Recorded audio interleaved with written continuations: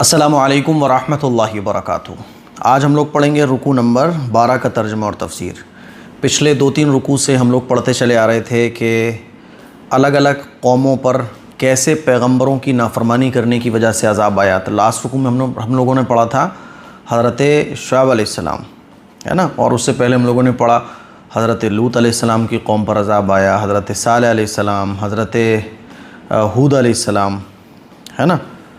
تو اب اللہ تعالیٰ اس رکوع میں بیان فرما رہا ہے کہ عذاب ڈائریکٹ آ جاتا ہو ایسا نہیں ہے، اللہ تو بہت مہلت دیتا ہے، بہت مہلت دیتا ہے۔ اللہ ڈھیل دیتا ہے، تھوڑی سی آزمائش میں مبتلا کرتا ہے، بیماری میں مبتلا کر دیتا ہے، کبھی رزق میں کمی کر کے اللہ تعالیٰ مبتلا کر دیتا ہے آزمائش میں۔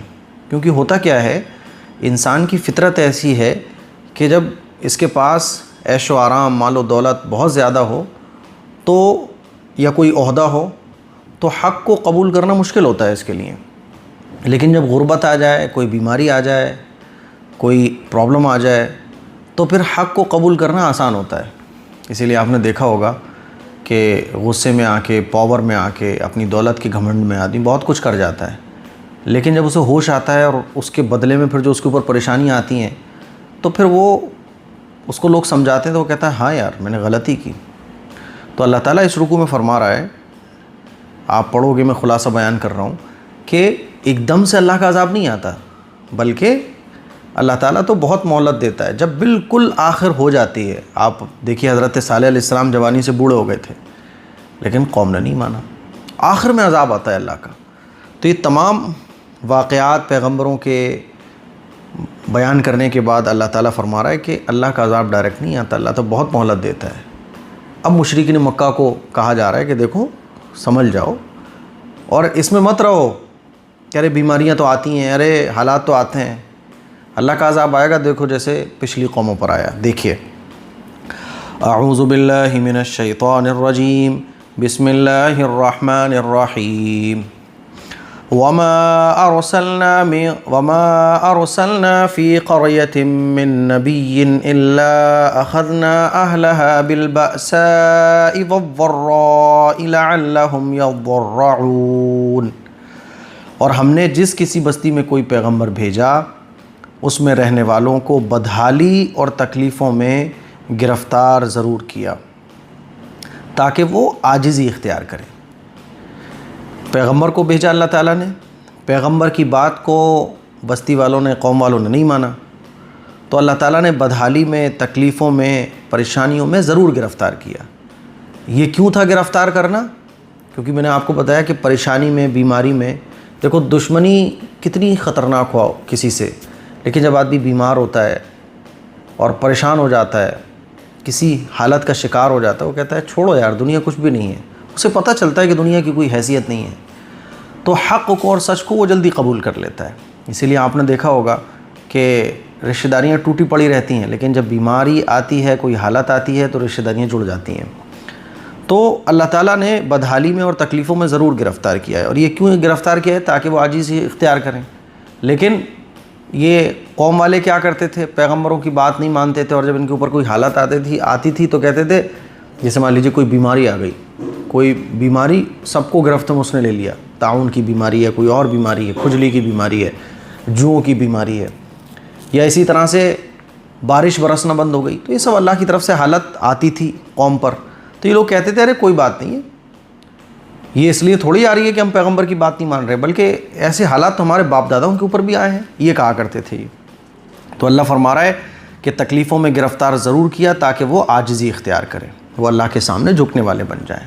چلیے، جیسے کہ آپ نے دیکھا ہوگا کہ جب ٹربولنس ہوتا ہے پلین کے اندر تو سب لوگ سب کچھ بھول بھال کے اپنے اپنے طور پر اپنے خدا کو یاد کرنے لگتے ہیں، ہے نا۔ اسی طرح سے کوئی آپدہ آتی ہے تو جب حالات ٹھیک ہو رہے ہوتے ہیں تو لڑ رہے ہوتے ہیں ہم لوگ دھرم کے نام پر، لیکن جب کوئی آپدہ آ جاتی ہے، کوئی مصیبت آ جاتی ہے تو سب ایک دوسرے کی مدد کر رہے ہوتے ہیں۔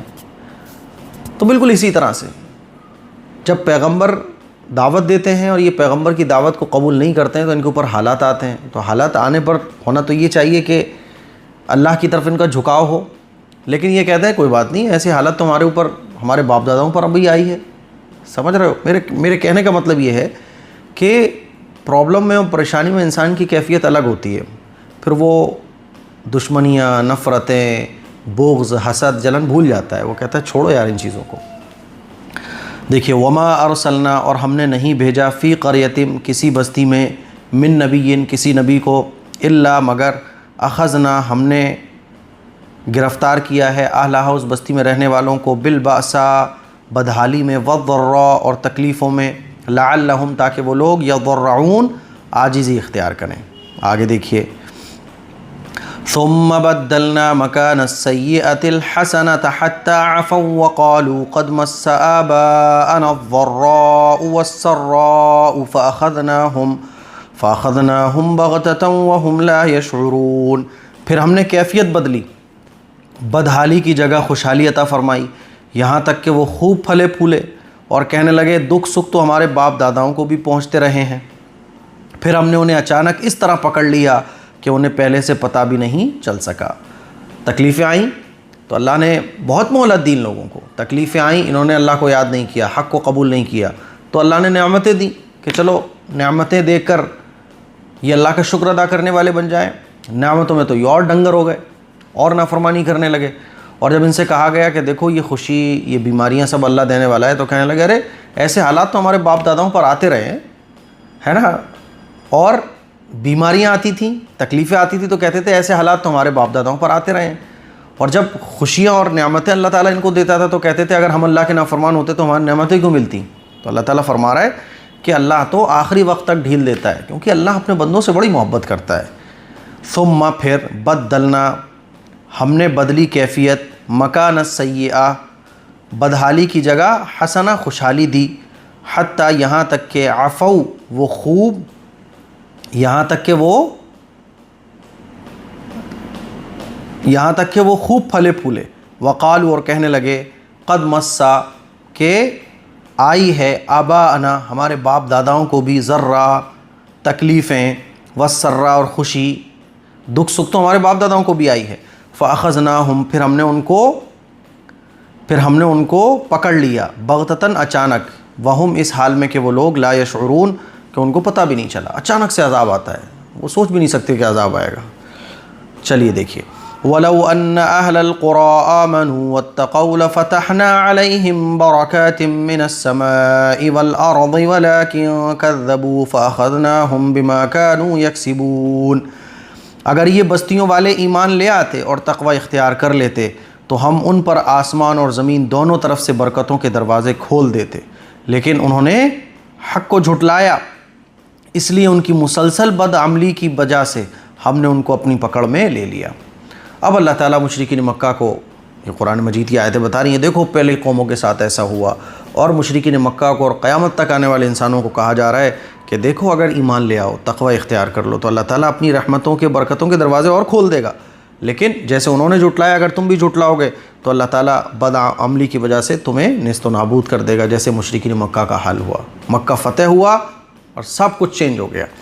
وَلَوْ أَن، اور اگر، ان، بے شک، اہل القریٰ، بستی والے، آمنوا، ایمان لاتے، واتقوا، اور تقوی اختیار کرتے، لَفَتَحْنَا عَلَيْهِمْ، تو ہم ان پر کھول دیتے، برکاتٍ، برکتیں، من السماء، آسمان سے، والارض، زمین سے، وَلَٰكِن كَذَّبُوا، لیکن انہوں نے جھٹلایا، فَأَخَذْنَاهُمْ، تو ہم نے ان کو پکڑ لیا، بما كانوا، اس وجہ سے، یکسبون، ان کی بدعمالیوں کی وجہ سے۔ أَفَأَمِنَ أَهْلُ الْقُرَىٰ أَن يَأْتِيَهُمْ بَأْسُنَا بَيَاتًا وَهُمْ نَائِمُونَ۔ اب بتاؤ کہ کیا دوسری بستیوں کے لوگ اس بات سے بالکل بے خوف ہو گئے ہیں کہ کسی رات ہمارا عذاب ان پر ایسے وقت آ پڑے جب وہ سوئے ہوئے ہوں؟ اب اللہ تعالیٰ مشرک مکہ کو فرما رہا ہے کہ، اور قیامت تک آنے والے انسانوں کو، کہ اب بتاؤ جیسے ان بستی والوں پر عذاب آیا تو کیا یہ دوسری بستیوں کے لوگ اس بات سے بالکل بے خوف ہو گئے ہیں کہ ان کے اوپر عذاب نہیں آئے گا؟ ان کے اوپر بھی عذاب آ سکتا ہے۔ رات کو آدمی سو رہا ہے، زلزلہ آیا، سب ختم، ابھی بھی ہو رہا ہے کہ نہیں ہو رہا ہے؟ افامنا، تو کیا بالکل بے خوف ہو گئے ہیں، اہل القریٰ، دوسری بستی والے، ان یاتیہم، اس بات سے کہ ان کے پاس آ جائے، باسنا، ہمارا عذاب، بیاتن، رات میں، وہم، اس حال میں کہ وہ لوگ نائمون، سوئے ہوئے ہوں۔ افامن اہل القریٰ ان یاتیہم باسنا ضحا وہم یلعبون، اور کیا ان بستیوں کے لوگوں کو اس بات کا بھی کوئی ڈر نہیں ہے کہ ہمارا عذاب ان پر کبھی دن چڑھے آ جائے جب وہ کھیل کود میں لگے ہوئے ہوں، کھیل کود میں لگے ہوئے ہیں، سمندر کے پاس مستیاں چل رہی ہیں، سمندر کی لہریں آ رہی ہیں اور ایک دم سے سب کو بہا کے لے گئیں. ایسا ہو رہا ہے کہ نہیں ہو رہا ہے؟ تو اللہ تعالیٰ فرما رہا ہے او امنا، تو کیا یہ بستی والے بالکل بے خوف ہو گئے ہیں، اہل القریٰ بستی والے، ان یاتیہم، اس بات سے کہ آ جائے ان کے پاس باسنا ہمارا عذاب، ضحن دن چڑھے، وہم اس حال میں کہ یہ لوگ یلعبون کھیل کود کر رہے ہوں.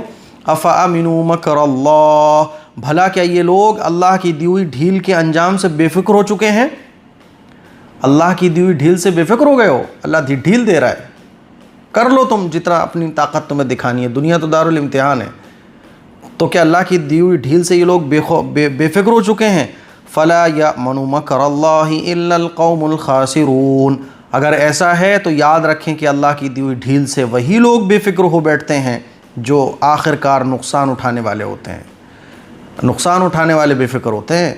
دیکھیے افامنوا، تو کیا یہ لوگ بے فکر ہو گئے ہیں، مکر اللہ کی دی ہوئی ڈھیل سے، فلا یأمنوا، تو بے فکر نہیں ہوتے ہیں، مکر اللہ کی ڈھیل سے، اللہ کی دی ہوئی ڈھیل سے، الا مگر وہ لوگ قوم الخاسرون جو نقصان اٹھانے والے ہوتے ہیں. آخر میں نقصان اٹھانے والے یہی لوگ ہیں جو اللہ کی دی ہوئی ڈھیل سے بے خوف ہو جاتے ہیں اور ظلم و زیادتی، نالاقیاں، کمینہ پن دکھاتے پھرتے ہیں، انسانوں کو لڑاتے ہیں، فساد پھیلاتے ہیں. تو یہ آج کا ہمارا 12 رکوع تک کمپلیٹ ہو گیا. امید ہے کہ آپ کو اچھے طریقے سے سمجھ آ گیا ہوگا. کل انشاءاللہ ہم لوگ رکوع نمبر 13 پڑھیں گے. دعاؤں کی گزارش ہے. السلام علیکم ورحمۃ اللہ وبرکاتہ. السلام علیکم ورحمۃ اللہ وبرکاتہ. طاقت کے لیے ہم لوگ طرح طرح کی چیزیں کھاتے ہیں، فوڈ سپلیمنٹ لیتے ہیں، کیپسول، دوائیں وغیرہ کھاتے ہیں. طاقت کے لیے ایک بڑی بہترین چیز ہے جس کو کہا جاتا ہے تلبینہ. آپ گوگل کر کے دیکھ سکتے ہیں کہ تلبینہ کے کیا کیا فائدے ہیں. لیکن پرابلم یہ ہے کہ مارکیٹ میں آپ تلبینہ لینے جاؤ گے تو وہ کوالٹی آپ کو نہیں ملے گی. ایسا لگے گا جیسے آٹے ہی آٹا آپ کھا رہے ہو بس. کیونکہ میں پرسنلی تلبینہ کو پسند کرتا ہوں اور تلبینہ میں نے مارکیٹ سے کئی منگائے. آپ یقین مانیں کہ وہ مزہ ہی نہیں مجھے بالکل آیا جو آنا چاہیے تھا. تو پھر میں نے خود تلبینہ بنایا اور گھر پر تلبینہ بنوایا اور اس کو میں نے استعمال کیا. پھر خیال آیا کہ یار اپنے لوگوں کو یہ تلبینہ شیئر بھی کر دیا جائے. لوگوں نے اس کو پسند کیا تو پھر میں نے اس کو پوری ایک پیکیجنگ کی شکل دے دی. تو یہ وہ تلبینہ ہے جس کو اگر آپ ایک بار استعمال کر لیتے ہیں تو انشاءاللہ پھر آپ سارے تلبینے بھول جاؤ گے. اس میں ساری جو چیزیں ہیں نا وہ ایک نمبر کی ڈالی گئی ہے. کوالٹی سے کوئی کمپرومائز نہیں کیا گیا. کاجو، بادام، کھجور، کشمش اور جو کا آٹا، اس سے یہ تلبینہ تیار کیا گیا ہے. ہر عمر کے لوگوں کے لیے فائدہ مند ہے، بچے، بوڑھے، جوان، اور آپ کسی بھی عمر میں ہیں یہ تلبینہ آپ کو بہت فائدہ دے گا. ناشتے میں بھی آپ کھا سکتے ہیں اور ذائقے کے لیے بھی کھیر کی طرح لگتا ہے، بلکہ کھیر سے کہیں زیادہ ٹیسٹی لگتا ہے. اور اس تلبینہ کو کھانے کے بعد اگر آپ اس کو پابندی سے کھاتے ہیں تو باڈی کے اندر طاقت آتی ہے. دل کو یہ طاقت پہنچاتا ہے، جگر کو طاقت پہنچاتا ہے، مائنڈ کو تیز کرتا ہے، اور اٹھتے بیٹھتے جو چکر آتے ہیں نا، آنکھوں کے سامنے اندھیرا آ جاتا ہے، اس کو دور کرتا ہے. تو اس تلبینہ کو آپ ایک بار ضرور آرڈر کیجئے. میں گارنٹی دیتا ہوں انشاءاللہ آپ کو یہ تلبینہ بہت پسند آئے گا. آرڈر آپ اس نمبر پر بھی کر سکتے ہیں یا آپ ویب سائٹ پر یہ جو لکھا ہوا نظر آ رہا ہے myhidayat.in، اس پر جا کر بھی آپ اپنا آرڈر بک کر سکتے ہیں. السلام علیکم ورحمۃ اللہ وبرکاتہ. السلام علیکم ورحمۃ اللہ وبرکاتہ. جی ہم نے ایم قاسمی صاحب کی سنڈے کمنٹ باکس میں ہم نے اس کا نام سنا تلبینہ، تو ہم نے سوچا کہ آرڈر کیا جائے. تو بہت ہی اچھا ٹیسٹ ہے اس کا. شکریہ بھائی جان. السلام علیکم ورحمۃ اللہ وبرکاتہ.